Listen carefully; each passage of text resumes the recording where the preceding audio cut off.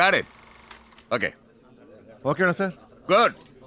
അപ്പോൾ ഇനി counter plan ചെയ്തോ. Okay sir. ജോസേ ആ ക്യാമറ ഡ്രസ് കണ്ടിട്ട് ചെക്ക് ചെയ്യണേ. ഞാൻ പോരാ.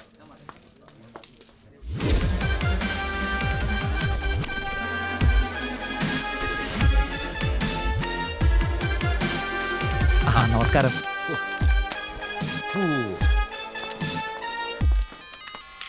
സർ ഈ സീനല്ലേ? അത് തന്നെ വേഗം. ശരി സർ. സി റിച്ചായ ഒരു ഷോട്ടിന്റെ കാര്യത്തിൽ നോ കോംപ്രമൈസ്.